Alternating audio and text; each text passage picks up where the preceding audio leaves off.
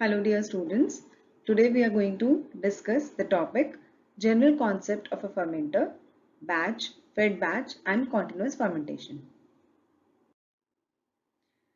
In the previous lecture, we discussed about the introduction to bioprocess technology and we also learned about introduction to basic fermentation process.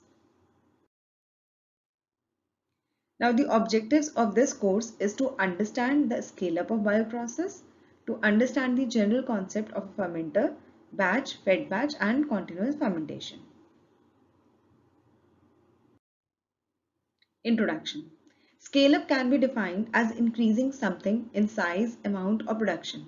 As we can see in this figure that starting from a 250 ml bioreactor, we can scale it up to a size of 2000 liters, that is called as pilot study, and that pilot study can be increased to a large scale up which is called industrial bioreactors.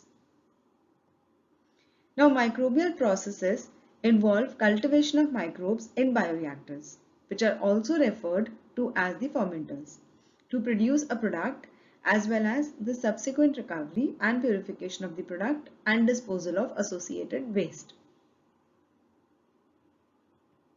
Scale-up of microbial processes is undertaken typically for a commercial purpose, specifically to provide product benefits to customers and to generate a financial return for investors. A process developed in a laboratory, for example, zero point 0.5 to 10 liters of a fermenter size, it must be translated into a full manufacturing scale process. For example, 20,000 to 2 lakh per fermenter, with scale factors ranging anywhere from thousands to millions. This can be one of the definitions of large scale-up bioprocess technology. Scale-up of large industrial processes is preferably done in two stages: if there is a high degree of novelty in the process and or the commercial product. The first stage is a pilot plant study with 100 to 10,000 liter fermenters and matched downstream equipment. So what do we understand by high degree of novelty? There can be a product which is already being optimized or standardized and then put it to a scale up of large industrial process. On the other hand, there can be a novel product for which there is no optimization or standardization has been done. So in that case, we'll start with a lab scale of 0.5 to 10 liters. We'll convert it to a pilot study of a range of 100 to 10,000 liters, and then we'll scale up to a large scale industrial process. And for every scale up process, you need to have a matched downstream equipment.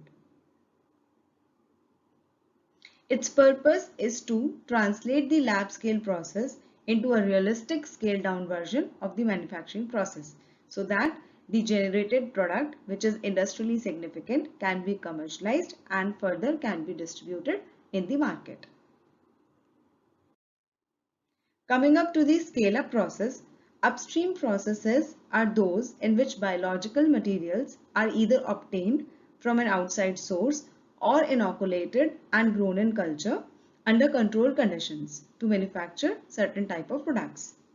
Downstream processes are those in which the products are harvested, tested, purified and packaged.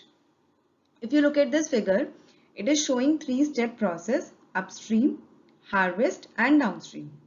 In downstream process, media hydration and filtration is being done. So first of all, you have to add the nutrient media to your bioreactor. After its growth, you have to filter the obtained desired product and then you have to harvest it. So harvest collection is basically taking out all the desired product which is being converted from the substrate by the action of microorganisms or enzymes. After cell harvesting, we need to separate the components.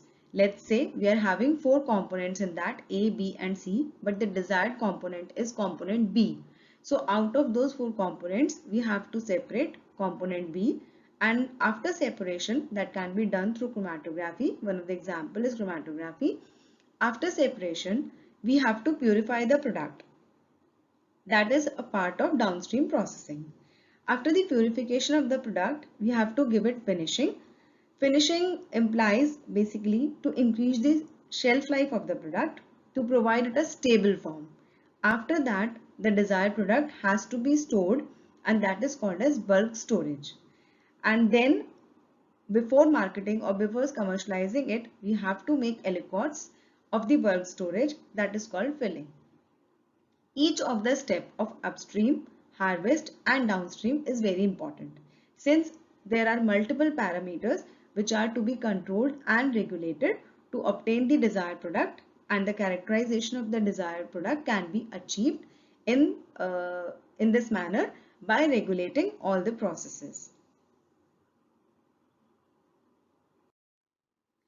Now, there are multiple key challenges to the scale-up process: sufficient and accurate vision for the whole process, and most importantly, the end product.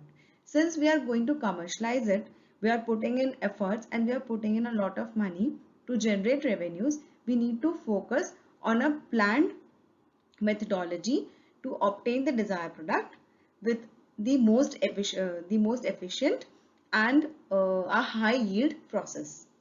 Then selection of microbial host strain. The host strain which we are going to use for the fermentation has to be selected properly, since it has to be grown under certain optimized conditions, and it is to be the key role of the microbe is to convert the substrate into the desired product. So selection is a very important process. Experience with technology for commercialization. We need a teamwork, even bioengineers, biochemists, microbiologists, that makes a team which will lead to the expertise, and we can develop a technology for the commercialization of a product.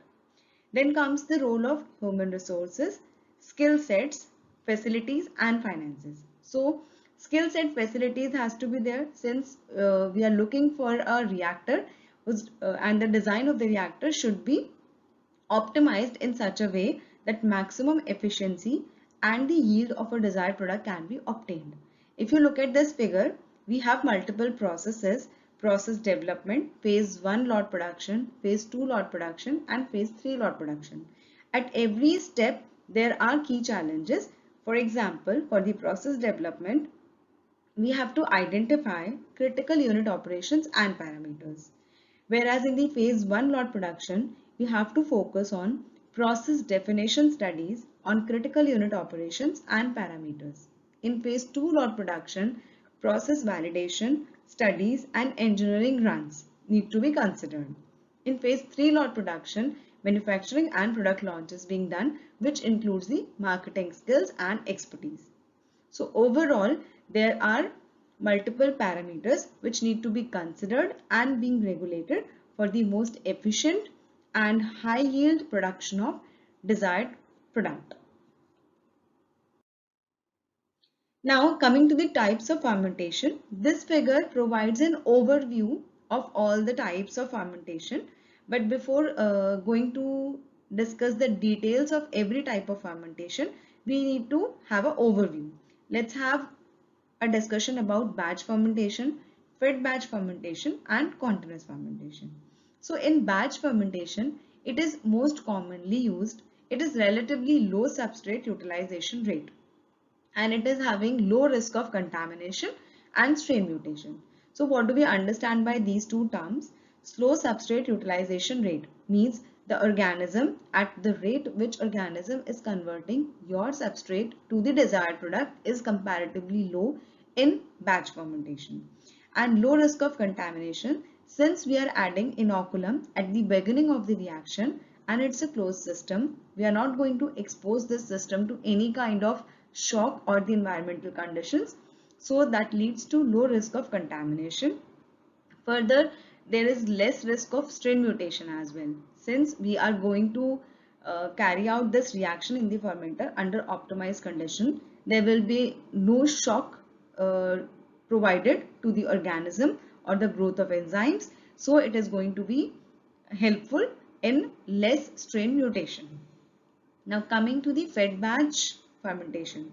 It is best during substrate inhibition and catabolite repression.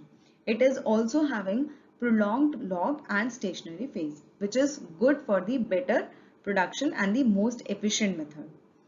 If we compare fed batch with the batch fermentation, so fed batch is obviously more effective because it is having concentrated substrate utilization that will lead to high yield.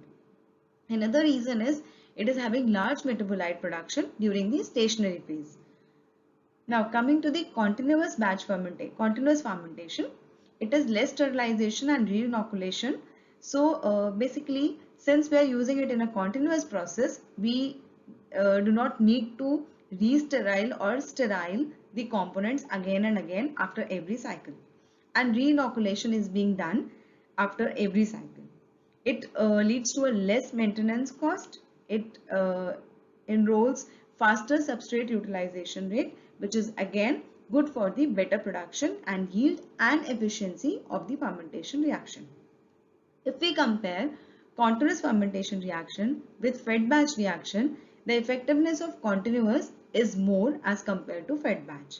The reason is high productivity and reduced butanol inhibition. With this, we complete this topic, and the overview is that we have learned about the bioscale process, how we can scale up a bioprocess technology, what are the key challenges, and an overview of the fermentation before studying the large scale of fermentation in a bioreactor. These references can be followed for the introduction and understanding of bioreactors and bioprocesses. Thank you.